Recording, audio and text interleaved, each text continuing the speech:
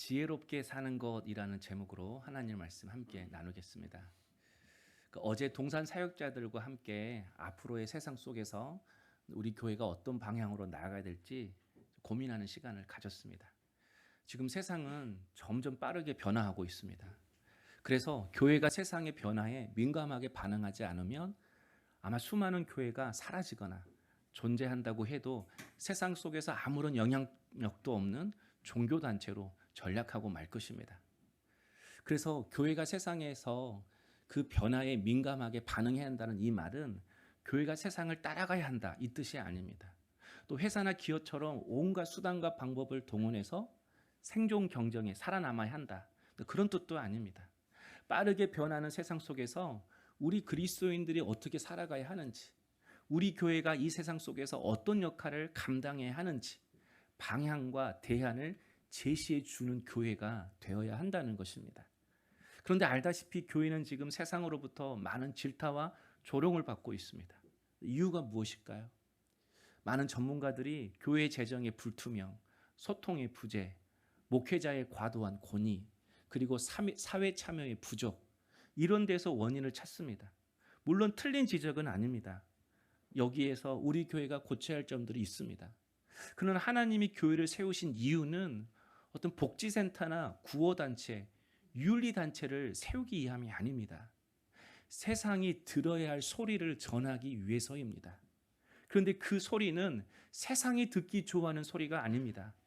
세상이 듣기 좋아하는 소리를 하면 내 편이 될 것 같지만 그렇지 않습니다. 세상 듣기 좋아하는 소리를 하는 교회와 성도는 오히려 무시하고 버립니다. 교회의 힘은 언제나 세상과 구별된 거룩에서 나옵니다.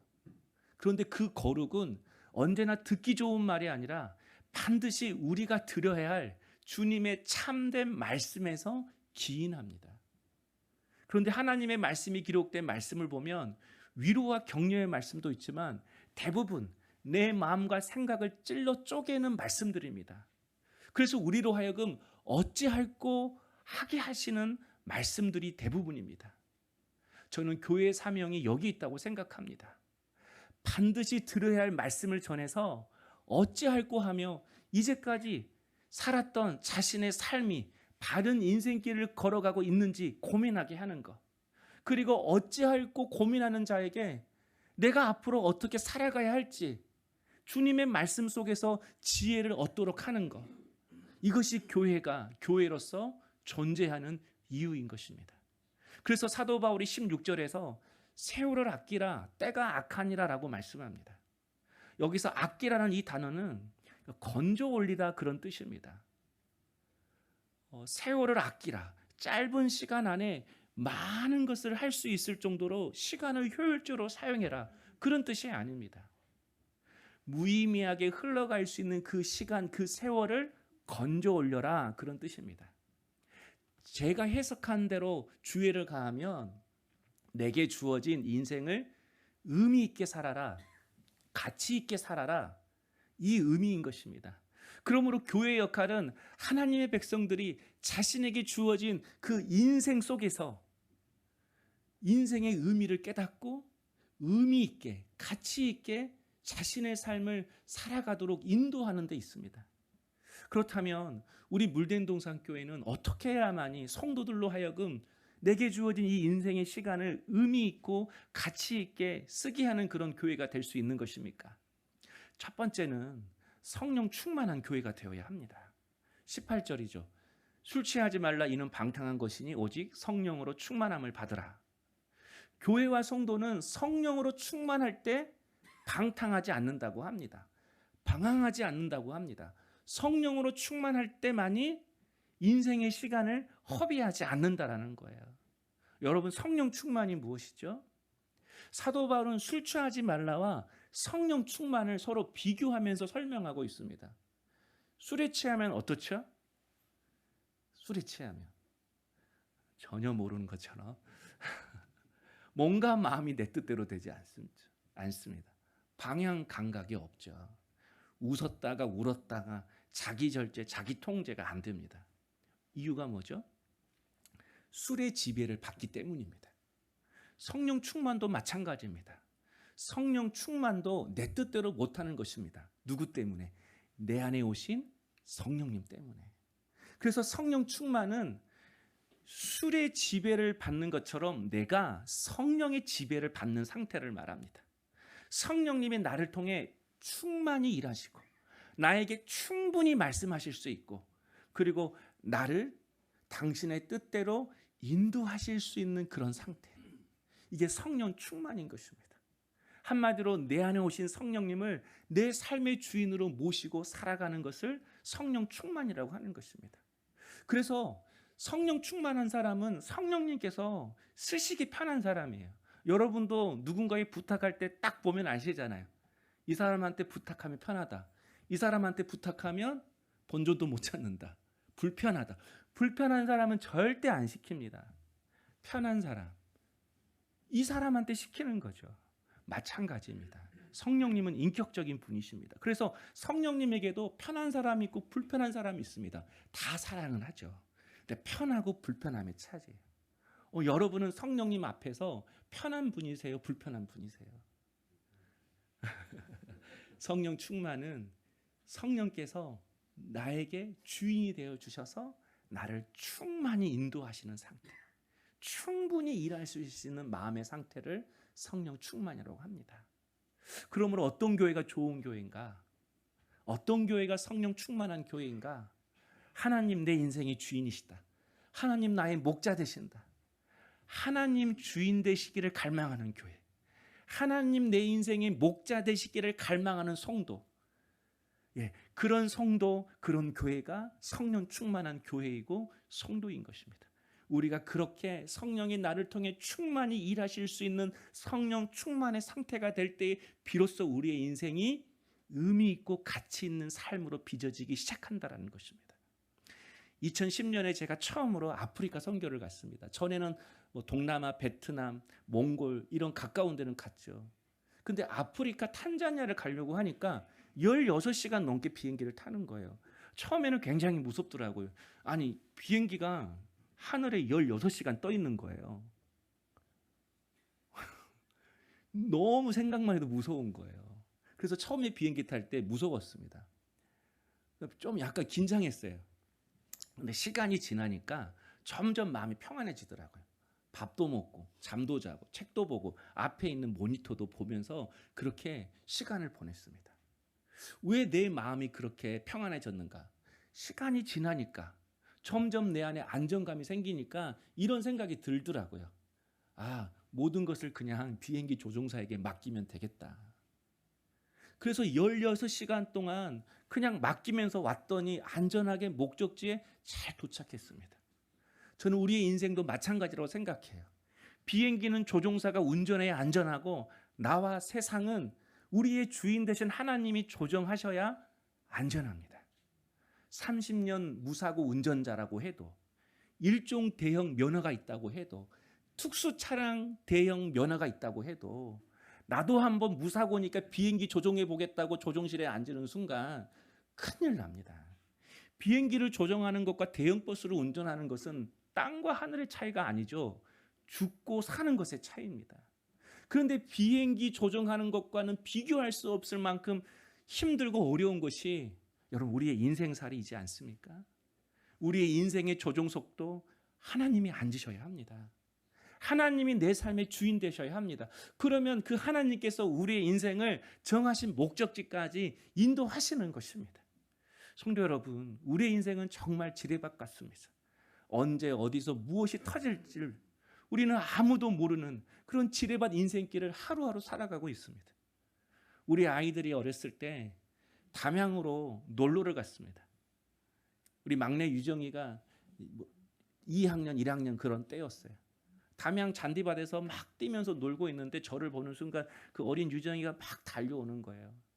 그런데 차가 다닐 수 없는 그 곳인데 승용차가 그 잔디밭 있는 곳을 쌩하게 미친 듯이 달려오는 겁니다. 멀리서 보니까 유정이하고 승용차가 이 지점에서 딱 부딪힐 것 같은 거예요. 내가 소리를 쳤어요. 멈추라고. 근데 못 듣고 아버지 보고 막 달려오더라고요. 그 순간 정말 두려움이 내 안에 찾아왔습니다. 그런데 1m 차이로 그 승용차가 유정이 앞을 지나가는 거예요. 1초만 유정이가 빨리 왔던지 1초만 승용차가 늦었다면 정말 끔찍한 일이 벌어질 뻔했습니다. 돌아보면 여러분들에게도 아슬아슬한 순간들이 있었을 것입니다. 힘들고 어려운 순간들도 있었을 것입니다. 그런데 우리는 어찌됐든 그 순간순간들을 모두 지나서 여기까지 왔습니다. 뿐만 아니라 우리의 인생은 순간순간마다 내려야 하는 선택과 결정의 연속입니다. 그래서 한 번의 오판으로 우리의 인생이 통째로 무너지는 것은 아니지만 어떤 것은 한 번의 오판으로 인해서 큰 슬픔과 아픔을 경험할 때도 있었습니다. 그래서 한 번의 오판도 없이 스스로의 힘으로 무사히 인생의 긴 어둠의 터널을 통과할 수 있는 사람은 아무도 없습니다. 누가 그 인생의 긴 터널을 통과할 수 있는가? 하나님이 주인 되시는 인생, 하나님께 내 인생의 운전대를 맡기는 인생입니다. 그래서 하나님께서 충만히 나를 인도하시고 충분히 나를 이끌어 가시도록 내 삶을 주님의 손에 내어 맡기는 인생인 것입니다. 여러분, 어떤 교회가 좋은 교회입니까? 어떤 교회가 우리로 하여금 넉넉하게 이기게 하고 우리의 인생을 의미 있게 살게 하는 교회입니까? 교회에 와서 예배 드릴 때 그렇지, 하나님 내 인생의 주인이시지, 하나님 내 인생의 목자이시지, 이것이 깨달아지고 믿어져서 내 인생의 운전대를 주님께 맡기기로 선택하게 하는 교회, 이런 교회가 성령 충만한 교회이고 성령 충만한 성도입니다. 저는 이것이 날것의 영성, 날것의 신앙이라고 생각합니다. 여러분, 날것을 뭐라고 그러죠? 날것? 싱싱한 거잖아요. 새롭고 싱싱한 거. 새로운 신앙, 싱싱한 신앙은 어떤 새로운 것을 깨닫고 어떤 특별한 경험을 하는 것이 날것의 신앙, 날것의 영성이라고 저는 생각하지 않습니다. 우리는 하나님을 알고 있습니다. 그런데 그것을 아는 깊이가 너무 낮은 겁니다. 그분의 사랑을 알지만 그분의 사랑의 깊이를 아직 모르는 겁니다. 그분의 능력을 알지만 그분의 능력을 다 알지를 못해서 신뢰하지 못하는 것입니다. 그런데 주님 앞에 나와서 예배할 때마다 주님 나 사랑하시지, 주님 나 사랑하시지, 능력의 주님 내 주인이시지, 내 목자이시지, 이미 알았지만 무뎌지고 무뎌질 대로 되어서 내게 아무런 감각이 되지 못했던 그 진리들이 다시 한번 깨달아져서 이 세포 하나하나가 경탄하는 거, 놀라워하는 거. 그래서 여러분, 예배가 중요합니다. 우리의 신앙이 언제 위기인 줄 아십니까? 하나님이 익숙해질 때입니다. 하나님을 자주 접하니까 하나님도 보통 친구들처럼 점점 대해지는 거예요. 여러분, 사랑도 오래 하면 변합니다. 그래서 오래 사랑하지 말고 적당한 때가 되면 결혼하는 게 좋습니다. 그렇지 않으면 어느 순간 다 당신을 위해서 하는 이 행동들이 시간이 지나면 자기 위주로 바뀝니다. 신앙도 마찬가지예요. 신앙의 연수가 되면 하나님을 다 파악한 것처럼 생각합니다. 그러니까 하나님 말씀도 자주 듣고 하나님 부르면서 기도도 하니까 하나님이 너무 편한 거예요. 너무 익숙해진 거예요. 그러니까 그분의 말씀을 들어도 이제는 대수롭지 않은 거예요. 그리고 자꾸 하나님 앞에 접하다 보니까 그분을 이제 통제하려고 해요. 사랑도 그렇잖아요. 처음에는 당신을 위해서 다 해주겠다고 하지만 시간이 지나면 통제하려고 하잖아요. 내 뜻대로 하려고 하잖아요. 하나님도 익숙해지다 보면 하나님 이렇게 해주세요, 저렇게 해주세요. 어느 순간 내가 운전대를 잡으려고 하는 거죠. 그래서 여러분, 예배 없이 한 주간을 살아간다는 것은 내가 지난주도 아무 탈 없이 잘 지냈으니까 이번 주는 내가 비행기 한번 몰아보겠다고 비행기 조종석에 앉은 것과 별반 다를 바가 없는 것입니다. 그래서 15절에 바울이 그런즉 너희가 어떻게 행할지를 자세히 주의하여 지혜 없는 자같이 하지 말고 오직 지혜 있는 자같이 하여, 오늘 말씀 제목이죠. 오직 지혜 있는 자같이 하여 인생의 운전대를 누구한테 맡길 것인지, 이걸 보면 지혜로운지 어리석은지를 알 수 있다는 거예요. 저는 여러분이 우리의 인생의 운전대를 하나님께 맡기는 지혜로운 자 되기를 원합니다. 하나님이 내 삶의 주인이심을 잃지 않고 하나님이 나를 통해 일하시고 하나님이 나에게 충분히 말씀하시고 하나님이 나를 너무나도 편하게 생각하셔서 나를 하나님 마음대로 끌고 다니시고 인도하시고 일하시는 그런 성령 충만한 종 될 수 있기를 주의 이름으로 축복합니다. 예배 때마다 그래, 하나님 내 주인이시지, 그분 내 목자시지, 이게 더 깊이 새롭게 깨달아져서 그분 앞에 내 인생의 운전대를 온전히 내어 맡기는 우리 성령 충만한 성도님 될 수 있기를 주의 이름으로 축복합니다. 두 번째로, 어떤 교회가 소망 있는 교회인가? 스토리가 있는 교회입니다. 성도 여러분, 사람들은 언제 하나님을 찾을까요? 그래서 하나님을 주인 삼고 내 인생의 운전대를 맡기게 되는 그때는 과연 언제인가요? 지금 한국 교회가 많이 달라지고 있습니다. 쉽게 말하면 트렌드가 바뀌고 있어요. 왜냐하면 세상이 바뀌니까 교회도 그 세상의 영향력을 받게 되는 거죠.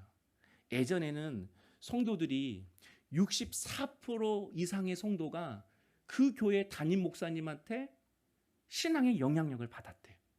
64%면 거의 70%죠. 근데 지금은 28%까지 떨어졌대요. 의지하지 않는다라는 거예요.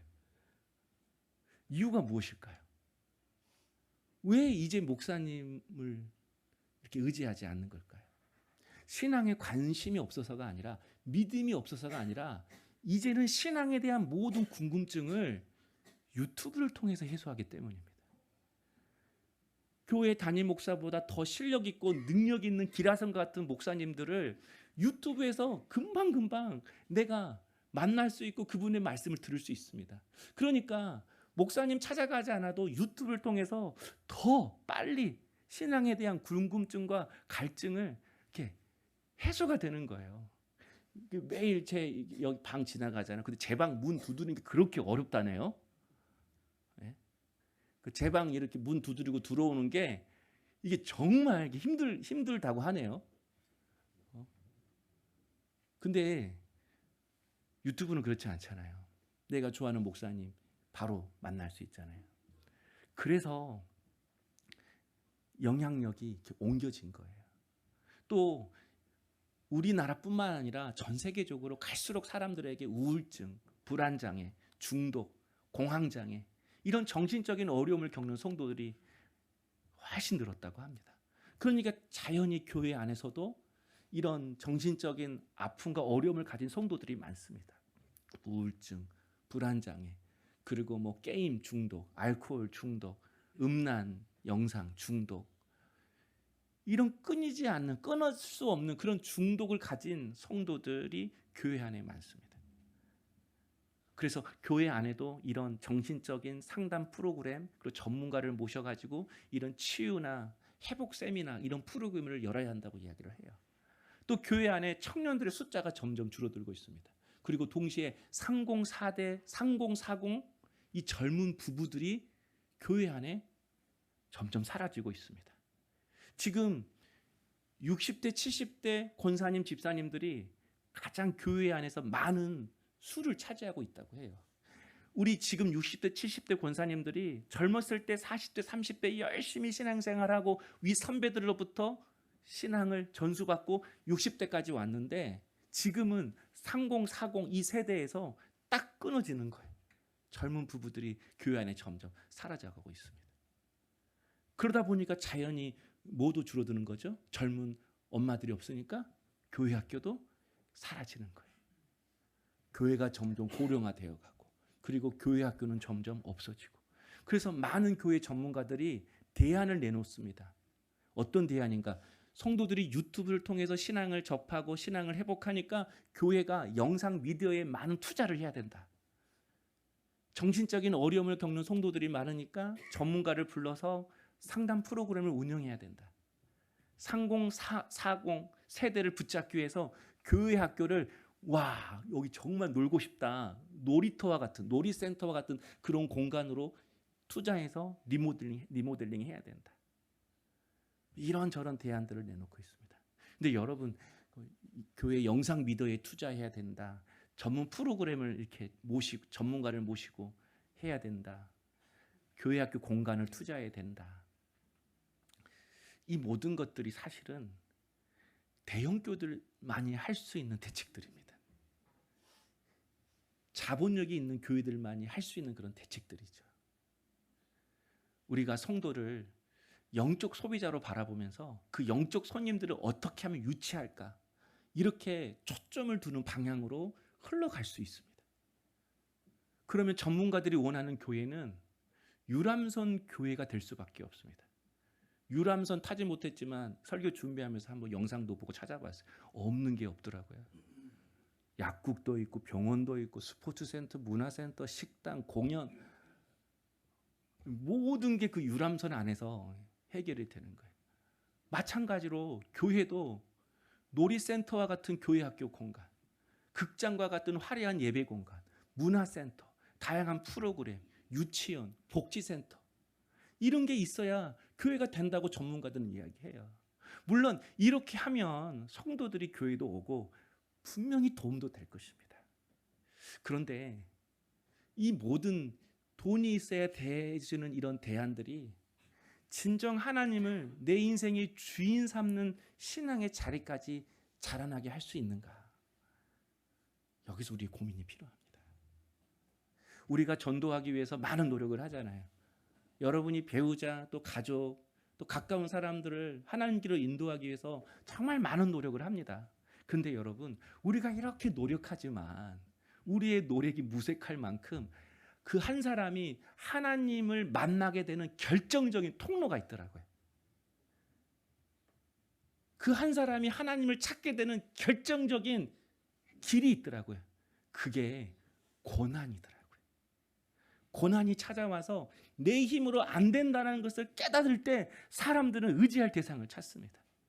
내 뜻대로 안 된다는 것을 깨달을 때, 그래서 힘들고 지칠 때 위로받을 대상을 찾습니다.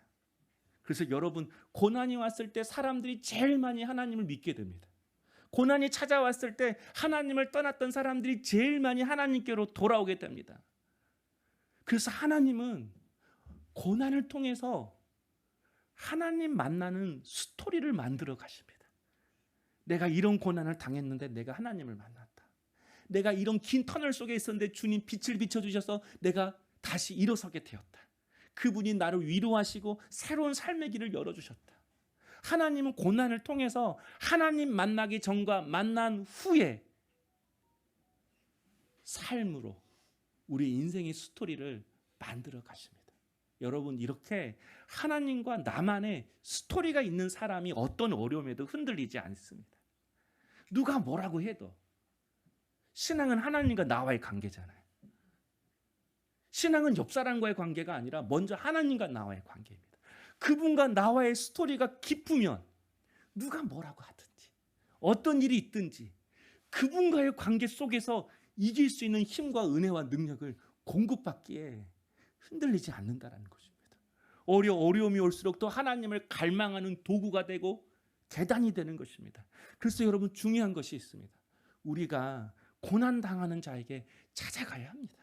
고난만큼 그 사람의 마음의 문을 여는 것이 없으니까. 고난만큼 그 사람의 영혼을 갈급하게 하는 것이 없기 때문에 고난당하는 자에게 찾아가야 합니다. 그리고 그 아픔과 상처가 있는 그들에게 내가 복음을 증거하는 거예요. 여러분, 복음이 무엇이죠? 하나님 나를 사랑하십니다. 날 사랑하신 하나님은 나를 향한 위대한 계획을 가지고 계십니다. 그 하나님과 관계를 맺기 위해서는 예수 그리스도를 믿고 하나님과 나와의 깨어진 관계를 회복시켜야 합니다. 사형리가 복음인가요? 아니요. 진정한 복음은 내가 만난 예수입니다. 우리에게는 다 아픔이고 상처가 있습니다. 그런데 그런 아픔과 상처 속에서도 예수님 때문에 내가 살아난 이야기, 예수님 때문에 내가 다시 일어선 이야기, 예수님 때문에 꿈을 꾸고 내 인생을 아름답게 빚어가는 그 이야기, 여러분, 하나님과 나와의 스토리가 최고의 복음인 것입니다. 이 복음을 증거하는 것입니다. 그래서 여러분, 힘 있고 돈 있어서 그때 하나님 일을 할 수 있다라고 말하는 것만이 복음이 아니라, 내가 약해도, 내가 병들어도, 내가 힘이 없어도 그런 약한 나를 돌보시고 빚으시고 새롭게 하신 그 하나님과의 스토리를 나랑 동일한 아픔과 고통 속에 있는 사람에게 증거해 줄 때에 여러분, 그것이 복음이 되는 겁니다. 그 복음이 살리는 것입니다. 성도 여러분, 우리가 믿는 하나님은 매번 실패만 하는 것이 꼭 손해가 아니라 실패로 인하여 승자보다 더 큰 자리로 나아가게 하시는 분이십니다. 울지 않고는 갈 수 없는 더 깊은 은혜의 자리로 가게 하시는 분이십니다. 하나님 내 삶의 주인이시다. 그분이 내 인생을 인도하시고 붙잡아 가신다. 그리고 지금도 그분이 능력의 손으로 나를 붙들고 계신다. 우리의 인생에 눈물 흘릴 수밖에 없는 그런 사연과 그 아픈 사건들을 통해서 하나님은 어떠한 시련과 어려움이 와도 흔들리지 않는 하나님과 나만의 스토리를 만들어 가시는 것입니다. 그러므로 여러분, 하나님과 나와의 스토리를 만들어주는 교회가 진정한 교회인 것입니다. 이 믿음의 공동체에 들어와서 하나님 만나고 그분에게 내 인생을 맡기게 하는 그 스토리를 만들어주는 그런 교회. 그런 교회는 언제나 시간이 흘러도 우리에게 소망과 은혜가 되는 줄로 믿습니다. 어제 토요일 오후에 청년들과 이렇게 나눔하면서 제가 청년한테 물어봤어요. 예배 드릴 때 너 요새 은혜는 받니? 은혜를 받는데요. 정말 진짜 은혜 받아? 예, 받아요 목사님. 그러는 거예요. 그래서 다행이다. 은혜 받는다고 하니까. 그래서 제가 물어봤어요. 그러면 언제 은혜 받았다 이런 생각이 들어? 언제 은혜 받았다 이런 생각이 들어? 그랬더니 그 청년이 저한테 그러는 거예요. 목사님이 말씀을 전할 때 한 문장, 한 단어가 귀에 들어온대요. 그냥 가만히 앉아 있다가 어느 순간 한 문장, 한 단어가 귀에 들어올 때 그 문장, 그 단어가 은혜가 된다라는 거예요. 아멘. 우리 청년들의 수준입니다. 은혜가 되는 순간 몸이 앞으로 기울어진대요. 그리고 더 목사님 말씀을 기울여서 듣는다라는 거예요. 그래서 제가 궁금했어요. 그러면 어떤 문장, 어떤 단어가 들어올 때 은혜가 돼? 무슨 말을 들을 때 너 그렇게 은혜 받아? 그랬더니 그러는 거예요. 목사님이 두 번째로 이거 할 때 가장 은혜가 된다라는 거예요. 두 번째 그러면 곧 끝나는 거잖아요. 네. 이제 좀 이해가 되세요? 이제 끝난다. 두 번째다.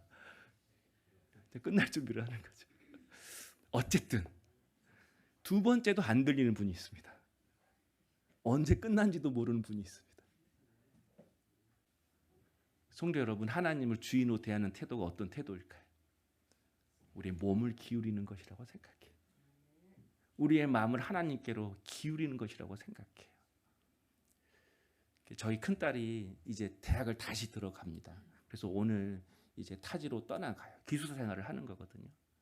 그래서 몇 주 동안 이제 준비를 했어요. 근데 자신이 이제 새로운 삶을 떠나니까 이것저것 준비를 하더라고요. 근데 자신의 삶을 준비하는 큰딸의 모습을 보면서 나는 저 나이 때 어떻게 살았는가? 나는 저 나이 때 무엇을 했는가? 이런 생각을 했어요. 근데 그때가 생각이 나지 않는 거예요. 23살, 24살 때 그때 기억이 별로 없는 거예요. 너무 바쁘게 살다 보니 제 인생이 한순간에 그냥 쑥 지나가 버린 것 같아요. 개척하고 이제 10년 차인데 정말 저를 돌아볼 겨를 없이 그냥 무조건 앞만 보고 달려간 것 같아요. 제 20대가 기억이 없어요. 근데 어떤 목사님 말씀을 들으면서 저도 이게 깨달아지더라고요. 20대의 저는 사라진 게 아니더라고요. 20대의 저는 49의 40대의 제 안에 살아있더라고요. 나는 내 기억 속에 잃어버렸지만 내가 살아왔던 1초 1초의 결과가 지금 내 모습임을 알았습니다. 그래서 여러분, 우리의 과거는 사라지지 않습니다.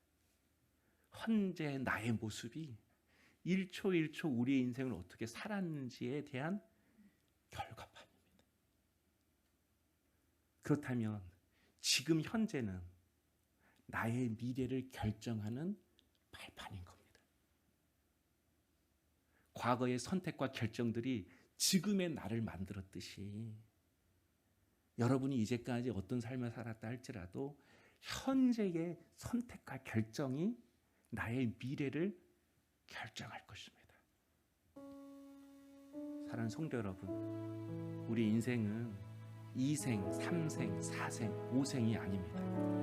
1생입니다. 한 번밖에 살지 않습니다. 한 번밖에 살 수 없는 인생의 시간을 우리는 살아가고 있습니다.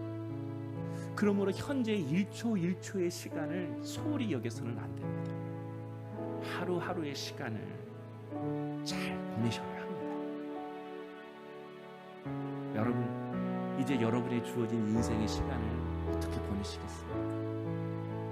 여러분이 운전대 붙잡고 살아가겠습니까? 아니면 하나님께 그 운전대를 맡기며 살아가기를 원하십니까? 믿음에는 능력이 있습니다.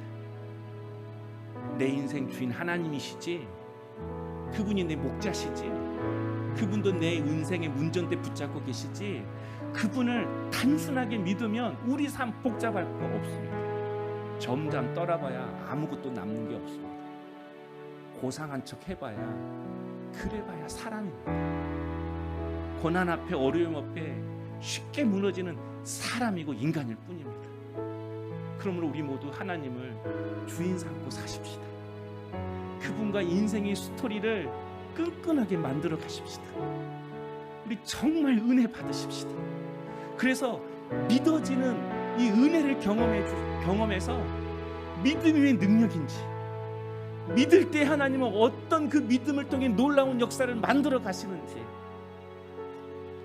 하나님과의 나만의 스토리를 만들어 가서 내 인생이 복음이 되고, 그리고 그 복음을 인생의 긴 터널을 통과하고 있는 그 사람에게 전할 수 있는 우리 복된 성도님 될 수 있기를 주의 이름으로 축복합니다. 네, 함께 기도하겠습니다. 두려워 말라.